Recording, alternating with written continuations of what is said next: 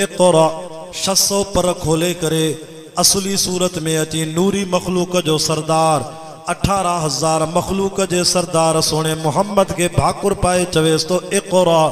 नबी से फरमा मा अन बिकारिन जिब्रील मां पढ़ली न आहियां छो त दुनिया में हर कंहिंजो को न को उस्ताद आ। मां मोहम्मद जो दुनिया में कोई उस्ताद न आहे जे मुंहिंजो उस्ताद आ त डायरेक्ट मुंहिंजो रब्बुल आलमीन आ। छो त उस्ताद जो दर्जो शान शागिर्द को मथे हूंदो आ। मां नबी जो शान सभिनी को मथे आ त मुंहिंजो उस्ताद केरु थींदो? मुंहिंजो उस्ताद रुगो अल्लाह आ। जिब्रील तू भी वास्तो बणियो आ, बाक़ी नबी साईं जो उस्ताद डायरेक्ट मां अल्लाह आ। वरी ॿीहर भाकुर पाएस, वरी नबी से ॿीहर भाकुर पाते इक़रा। नबी से फरमा मां पढ़ियल न आहियां। अल्लाह फरमायो जिब्रील हाणे टियों दफ़ो भाकुर पाए क़ुरान जूं 5 आयतूं सूरत इक़रा जूं तूं शुरू कर बग़ैर उस्तादीअ जे मिठे मोहम्मद जे चपन ते ऐं दिल के क़ुरान जारी करण मां अल्लाह जो कम आ। ओ जरे जिब्रील भाकुर पाए नबी साईं जे सीने सां सीनो मिलाए क़ुरान शुरू कयो बिस्मिल्लाहिर रहमानिर रहीम। या क़ुरान जूं पहिरियों आयतूं इहे लथियूं इक़रा बिस्मि रब्बिकल लज़ी ख़लक़ ख़लक़ल इंसान मिन अलक़ इक़रा व रब्बुकल अकरम अल्लज़ी अल्लम बिल क़लम अल्लमल इंसान मा लम यअलम। नबी सल्लल्लाहु अलैहि वसल्लम जी पाक ज़ुबान ते भी कुरान शुरू थी वियो। पोइ त मुंहिंजो मिठो मोहम्मद मदीने में त कुरान मदीने में, मुंहिंजो सोनो मक्के में त कुरान मक्के में। पोइ त नबी साईं जंगे बदर में त कुरान जंगे बदर में। पोइ जिते मुंहिंजो महबूब उते कुरान। जे अम्मा आयशा जे घर में त कुरान अम्मा आयशा जे घर में। कॾहिं हिकु सूरत, कॾहिं 2 सूरतूं, कॾहिं 5 आयतूं, कॾहिं 3 आयतूं, कॾहिं 20 आयतूं। माना जेतिरी जेतिरी ज़रूरत पई कुरान शुरू थींदो वियो, लहंदो वियो, नाज़िल थींदो वियो। पोइ पहिरों पहिरों जीअं कुरान लहे पियो नबी साईं जा साहबा कुरान के सीने में यादि कंदा वञनि पिया। 13 सहाबी आ जिन खे नबी साईं फरमायो तव्हांखे इजाज़त आहे, ॿिए कंहिंखे इजाज़त न आहे, तव्हां कातिबे वही आहियो। तव्हां 13 सहाबी मां रसूलुल्लाह जो तव्हांखे हुकुम आहे त अल्लाह जो कुरान लिखंदा कयो, लिखंदा कयो। पोइ उन्हनि जो शान भी कुरान बयान कयो फी सुहुफिम मुकर्रमा मरफूअतिम मुतहहरा बिअयदी सफरा किरामिम बररा। नबी जेके तुझा साहबी कुरान था लिखनि इन्हनि जा हथ भी मां अल्लाह वटि बरकत वारा। उन्हनि सहाबा में 6 नंबर ते कुरान लिखण वारो साहबी हज़रत अमीर मुआविया भी हो। सहाबा के गारी थो ॾे, अड़े सहाबा जे हथनि खे त अल्लाह कुरान में बरकत वारो हथ चयो। अल्लाह 23 साल लगा हिन कुरान मजीद के मुकम्मल थियण में। पहिरीं आयत लथी इक़रा बिस्म, आखिरी आयत लथी हज्जतुल वदा जे मौके ते 70,000 सहाबा नबी सां गॾु। आखिरी कुरान जी आयत कहिड़ी लथी?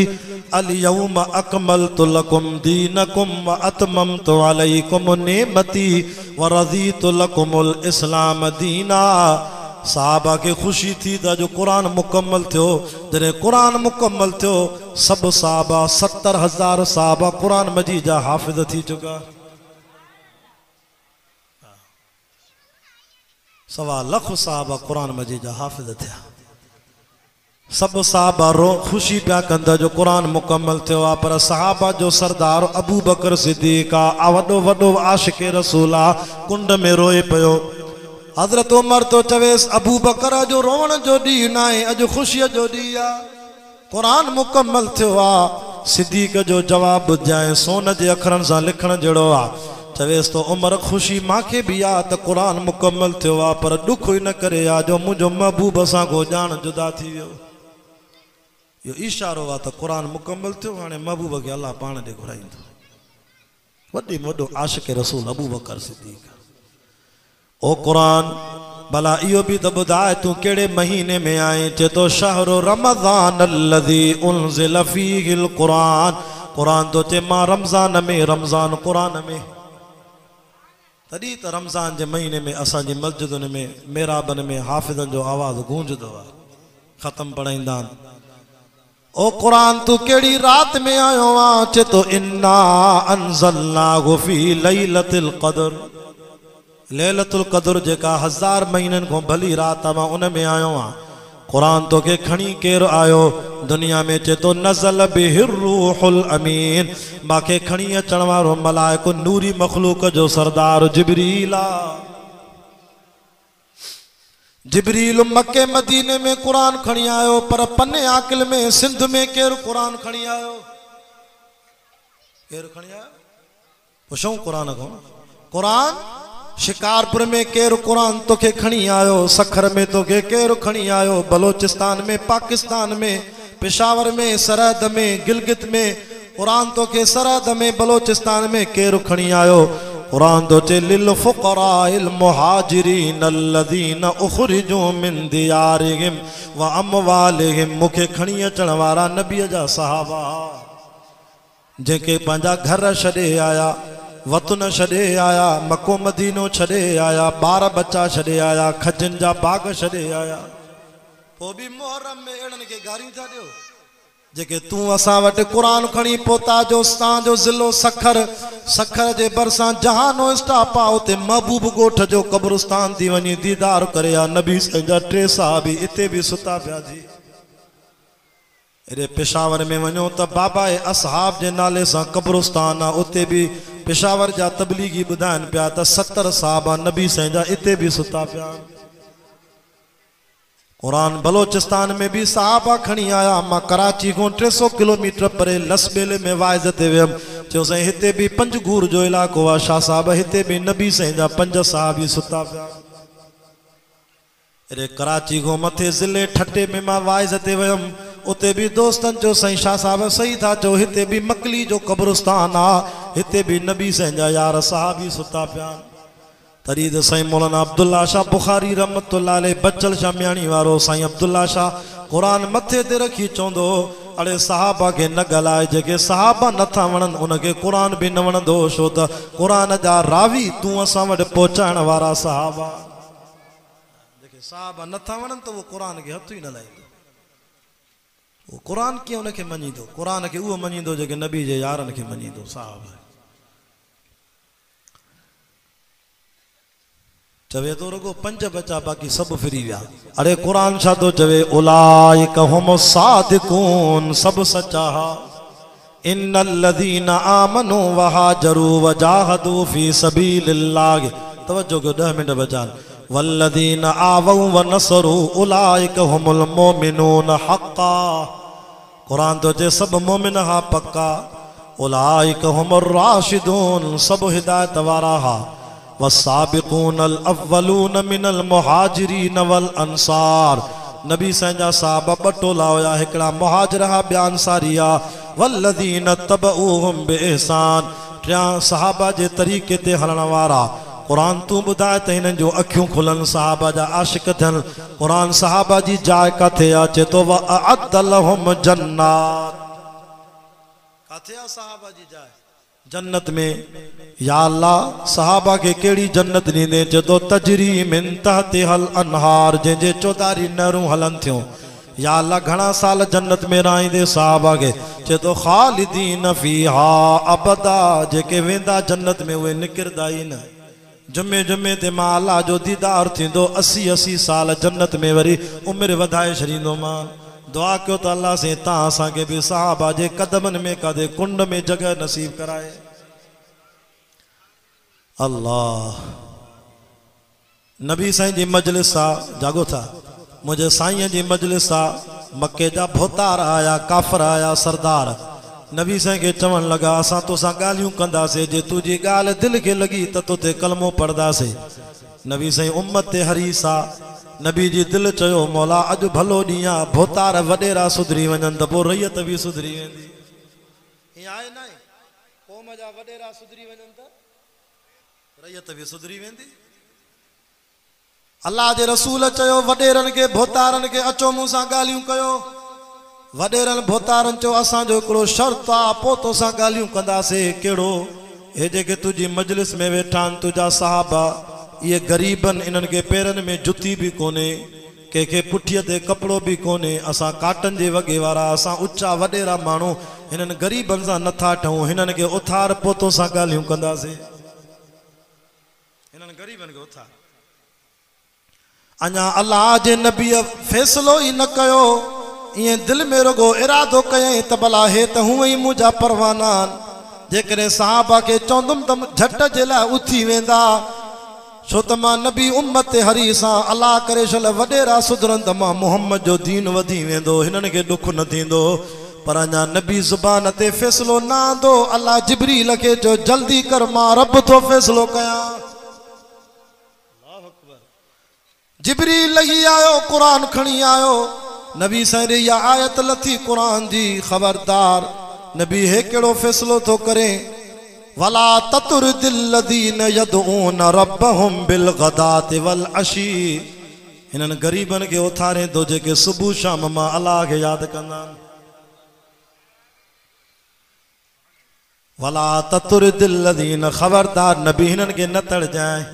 फततुरदहुम फतकून मिन ज़ालिमीन, नबी जे सहाबा खे उथारींदे त पोइ तो थोड़े जो तूं मूंखे प्यारो आ, तुंहिंजो नालो पंहिंजे नाले सां गॾु अर्श ते लिखा हुआ ला इलाहा इल्लल्लाह मुहम्मदुर रसूलुल्लाह। पर फततुरदहुम जे मुंहिंजे सहाबा खे उथारींदे हिननि वॾेरनि जे करे त फतकून मिन ज़ालिमीन, नबी तुंहिंजी बि मूंखे परवाह न आहे, पोइ तूं बि ज़ालिम थी पवंदे। अल्लाह नबीअ खे थो चवे, नबी बि काइनात जो नबी, उनखे बि चए थो तूं साहबा खे उथारींदे तूं बि ज़ालिम आ, अड़े पोइ तूं जो साहबा खे गारियूं ॾींदे पोइ तुंहिंजी छा ख़बर में हालत हूंदी। अल्लाह जे नबी जो मौला ठीकु आहे, मां ग़रीबनि साहबा खे न उथारींदुमि, भली मूंसां वेहनि रब, पर हे नथा अचनि छा कजे। अल्लाह फरमा मूंखे हिननि जी परवाह न आहे, तुंहिंजो कमु आहे या अय्युहर रसूल बल्लिग मा उनज़िल इलैका मिर रब्बिक, तुंहिंजो कमु आहे वाइज़ करणु, बाक़ी हिदायत तुंहिंजे हथ में न आहे। इन्नका ला तहदी मन अहबब्त वलाकिन्नल्लाह यहदी मन यशा, मां रब जेके घुरां उहो कलमो पढ़ंदो। या अल्लाह भला ॿी सूरत कयां कहिड़ी, साहबा भली वेठा हुजनि, वॾेरा मूंसां नथा अचनि ॻाल्हियूं करणु, रब तू पाण त चयो लक़द जाकुम रसूलुम मिन अनफुसिकुम अज़ीज़ुन अलैहि मा अनतुम, नबी तू हरीसां तुझी दिल चवंदी आहे मौला सभु मुंहिंजा उम्मती जन्नत में वञनि। या अल्लाह भला सहाबा वेठा हुजनि, भला मां मोहम्मद पाण उथी वञा, मां पाण उथी हिननि वॾेरनि ॾे वञा, भोतारनि ॾे, बाबा हेॾे अचो भला ॿी जाइ ते विहूं था, हिन मजलिस खे छॾो, अल्लाह नाराज़ थो थिए, हिननि खे न उथाईंदुमि, भला मां वञा रब कुंड में वेही हिननि सां ॻाल्हियूं कयां, मन वॾेरा सुधरनि, मुंहिंजी उम्मत जा मुस्लमान थियनि, इन ॻाल्हि जी इजाज़त हुजे त रब वञा। अल्लाह वरी क़ुरान मोकिलियो, वस्बिर नफ्सक मअल्लज़ीन यदून रब्बहुम बिल गदाति वल अशी, नबी तुझा साहब माला के एॾा प्यारा जो मूंखे इहा ॻाल्हि बि बर्दाश्त न आहे जो तूं हिननि खां उथे न, तूं पंहिंजे नफ़्स खे हिते ई रखो, भली न अचनि त न अचनि, तूं सहाबा सां सहाबा तोसां, तूं हिननि सां ठहे थो, तूं न वञो। अल्लाह जे रसूल चयो, ॿुधो आख़िरी ॻाल्हि आहे पोइ नमाज़ था पढ़ूं। अल्लाह जे रसूल चयो मौला ठीकु आहे, मां बि न उथां, हिननि खे बि न उथां परवाननि खे, भला वॾेरा नथा अचनि, भला हिकिड़ी सूरत टी कयां कहिड़ी, वॾेरनि खे चवां तव्हां सॼे पासे को हेॾो वियो, साहबा हेॾो वियनि, पोइ कचहरी कंदे मां मोहम्मद पंहिंजी दिलि जो तवजो अखियुनि जो तवजो हिननि वॾेरनि ॾे कयां, मन हिन रुग़बत जे करे हे निभागा मुस्लमान थी पवनि, साहबा ॾे घटि तवजो कया, छो त हे त हूअं ई मुंहिंजा परवाना नाराज़ बि न थींदा, हिननि ॾे कयां। अल्लाह फरमायो जिब्रील वञ मुंहिंजे सोणे खे चओ वला तादु ऐना का अनहुम, मां ख़ुदा खे इहा ॻाल्हि बि बर्दाश्त न आहे, भली वॾेरा तोसां वेही ॻाल्हियूं कनि, पर मोहम्मद तुंहिंजूं अखियूं मुंहिंजे प्यारनि सहाबा ॾे। अल्लाहु अकबर। तॾहिं त हिकिड़े सहाबी आयो, अखियुनि खां माज़ूर हो, नबी साईं खे न पियो ॾिसे, पर पोइ बि सॾ पियो करेसि, नबी साईं जी अखियूं न ॾे न ही ॿिए ॾे हुई,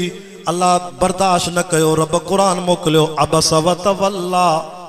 अन जाअहुल अमा वमा युदरीका लअल्लहु यज़क्का, ख़बरदार सोना मोहम्मद अखि जी टेवड़ी छो थो विधे, हो नाबीनो साहबी आहे अब्दुल्ला बिन उम्मे मक्तूम, इहो नथो ॾिसई, पर मां अलाह त ॾिसाए थो न, हेॾे कर अखि हिननि ॾे न कर। वो ग़रीब जेको साहबी जिन कलमो पढ़ियो आहे, जिन पंहिंजा घर छॾिया आहिनि मुंहिंजे दीन जे करे, हिननि ॾे न तक, हिननि ॾे तक, तुंहिंजो प्यार हिननि सां हुजे। तंहिंजे करे पको इरादो कयो त असां सहाबा जी ग़ुलामी क़बूल कंदासीं, सहाबा जे तरीक़े ते हलंदासीं, असां अहल बेतनि खे बि मञींदा आहियूं, असांजी हिकिड़ी अखि शान सहाबा आहे, बीअ खे शान अहल बेता बच्चन के कुरान पढ़ायो इबादत अल्लाह जी कयो इताअत मदीने वारे साईं जी कयो खिदमत पंहिंजे पीउ माउ जी कयो सौदो सस्तो व अख बूटदो इंशाअल्लाह जन्नत जा दरवाज़ा खुली वेंदा सुभाणे नबेरी लारकाणे भी तैयारी आहे न इंशाअल्लाह हलबो न कायदे जमियत मौलाना फज़ल रहमान त सिंध में रात ही पहुची विया अल्हम्दुलिल्लाह रात असांजे शिकारपुर में भी आया कारी मोहम्मद अली मदनी की घरवारी वफ़ात करी हुई उनजी दुआ घुरियूं वरी रात असांजे पाड़े में कंदकोट में मौलाना उते आराम कयूं इंशाअल्लाह सुभाणे नबेरी मौलाना जो दीदार कंदासीं अल्लाह से तव्हांजो वेहण क़बूल फरमाए अल्लाह इन मदरसे खे आबाद फरमाए अल्लाह से मुंहिंजो ॿुधाइण भी क़बूल फरमाए या अल्लाह इन मदरसे खे आबाद फरमाए इन ॻोठ खे आबाद फरमाए जिन ख़र्च करे ही जलसो रखरायो इन जे जलसे खे क़बूल फरमाए केॾी जमात आई सुबुह खां वठी शाम थी वई आहे रात शाम जा 5 थी विया आहिनि इन्हनि साथ ॾिनो आहे रब जेके भी बीमार आहिनि उन्हनि खे शफ़ाए कामिल आजिला ॾे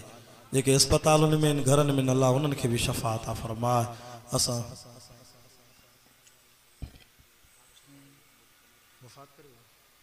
कुल भी पढ़ो तो कुल वल्लाह मौलाना कमरदीन साहब जे लाइ दुआ करूं अल्लाह उन्हनि जी क़ब्र ते रहमत करे कुल वल्लाहु अहद अल्लाहु समद लम यलिद वलम यूलद वलम यकुल लहु कुफुवन अहद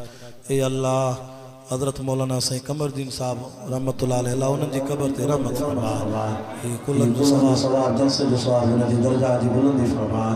या अल्लाह केॾी जमात आई मूंखे ख़बर न आहे कंहिंजो अबो कंहिंजी अमड़ कंहिंजा भाइर भेनर नंढा वॾा जेके जान छॾे वेंदा अल्लाह सभिनी जी क़ब्रुनि ते रहमत फरमाए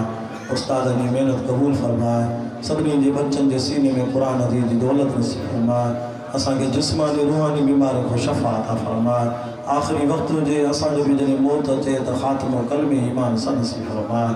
रब्बना तक़ब्बल मिन्ना इन्नका अंत समीउल अलीम व तुब अलैना इन्नका अंत तव्वाबुर रहीम जिन दोस्तनि खे